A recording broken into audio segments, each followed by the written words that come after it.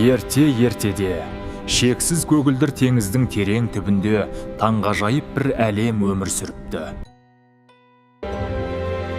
Бұл жерде бұрын ешкім көрмеген ағаштар мен гүлдер өсетін. Ал теңіздің ең терең жерінде ұлы теңіз патшасының керемет сарайы орналасқан екен. Сол ғажайып сарайда бүкіл теңіз әлемін басқаратын ұлы теңіз патшасы өмір сүріпті.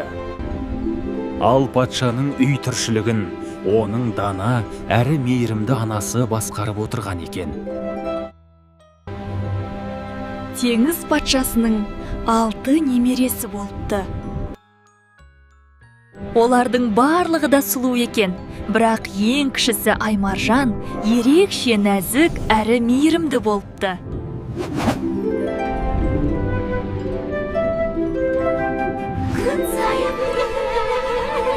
Күн сайын 6 ханшайым сарайдың үлкен бөлмелерінде ойнап, шаттанып жүреді екен. Балықтар кішкентай ханшайымдарға жақындап, олардың қолынан жем жеп, өздерін сипауға да рұқсат етеді екен. Ал ең кішкентай ханшайым Аймаржан кейде теңіздің үстіндегі жарыққа қызыға қарайтын еді. Кейде әжелері немерелеріне теңіздің үстіндегі әлем туралы қызықты әңгімелер айтып беретін еді. Әжесі оларға адамдардың әлемі, күннің жарығы және үлкен кемелер туралы жиі әңгімелер айтатын. Сол әңгімелерді тыңдаған сайын Аймаржан теңіздің үстіндегі белгісіз әлем туралы көбірек армандай бастады. Әрбір теңіз ханшайымының бақта өз бұрышы бар еді. Бір ханшайым өз бақшасын алып киттің бейнесіне ұқсатып жасады. Басқа әпкелері бақшаларын теңіз түбінен табылған түрлі қазыналармен безендірді. Ал ең кішкентай су перісі бақшасын күн тәрізді дөңгелек етіп жасап, теңіз түбінен табылған ақ мәрмәр мүсінді ерекше жақсы көретін. Су перісі мүсіннің жанына қызыл тал отырғызды. Оның бұтақтары толқынмен тербеліп, мүсінді құшақтағандай еді. Жер бетінде гүлдер хош иіс шығарады. Ормандар жасыл болып өседі. Сендер құстарды көрмеген соң, мен оларды ұшатын балықтар деп атаймын. Әйтпесе түсінбейсіңдер. Сендер 15 жасқа толғанда ғана теңіздің бетіне шығуға рұқсат етіледі. Әрбір ханшайым алғаш рет теңіз бетіне шыққанда көргендерін айтып беруге уәде етті. Ең кішкентай Аймаржан теңіздің көгілдір тереңіне қарап, жер бетіндегі әлем туралы армандайтын. Ай мен жұлдыздар су арқылы қарағанда бұрынғыдан да үлкен әрі жұмбақ болып көрінетін. Кейде айдың жарығын үлкен қара көлеңке жауып өтетін. Бұл алып кит болатын. Сол жылы ең үлкен ханшайым 15 жасқа толды. Ақыры оған теңіздің бетіне шығуға рұқсат берілді. Жағалаудағы қалада жүздеген шамдар жанып тұрды. Ән мен қоңырау үні естіліп жатты. Ең үлкен ханшайым теңіздің бетінде көргендерінің бәрін айтып беру үшін сарайға қайта оралды. Бір жылдан кейін екінші ханшайымға да теңіздің бетіне шығуға рұқсат берілді. Күн дәл батып бара жатқан еді. Ерекше күлгін бұлттардың арасынан аққулар ұшып өтті. Көп ұзамай екінші ханшайым да теңіз түбіне қайта оралды. Аспан балқыған алтын сияқты жарқырап тұрды. Тағы бір жылдан кейін үшінші ханшайымға теңіздің бетіне шығуға рұқсат берілді.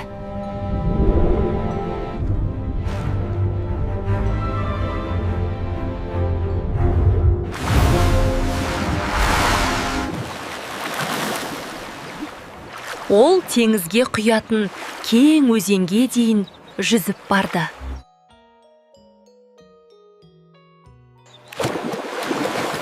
Кішкентай шығанақта ол суда ойнап жүрген балаларды көрді.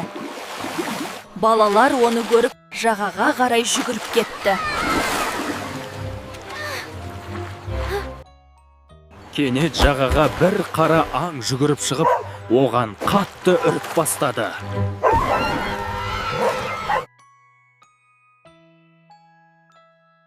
Қорқып кеткен су перісі өзеннен тез кетіп, қайтадан теңіздің тереңіне қарай жүзіп кетті.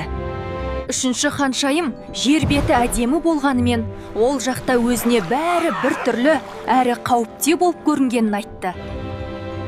Уақыт өтіп жатты. Теңіз үстінде көктем келді, жаз өтті, күз жетті. Ақыры 4-ші ханшайым да 15 жасқа толды. Ол алғаш рет теңіздің бетіне қарай жүзіп шықты. Су перісі теңіздің бетінен көтеріліп, адамдардың жарыққа толы әдемі қаласын көрді. Жағалауда адамдар серуендеп жүрді.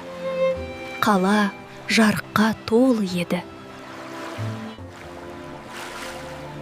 Түнде қала мыңдаған шамдармен жарқырап тұрды.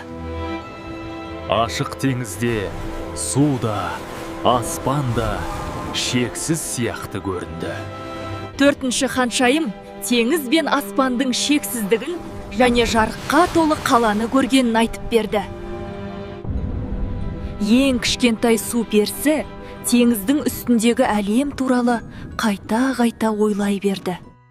Кезек 5-ші ханшайымға келді. Оның туған күні қыс мезгіліне түсті. Теңіздің үстінде алып мұз таулары жүзіп жүрді. Кейбірі інжу сияқты, ал кейбірі алмас сияқты жарқырайтын. Ол ең үлкен мұз тауының үстіне отырып алып, теңізді тамашалап отырды. Кешке қарай аспанды қою қара бұлттар қаптай бастады. Кенет аспанды найзағай жарып өтті. Артынан қатты күн күркіреді. Кемелерде адамдар қорқып, желкендерін жинап, жан-жаққа жүгіріп жатты. Найзағайдың оттай жарқылдаған найзалары аспанды тіліп өтті. Ханшайым осының бәрін бақылаумен болды.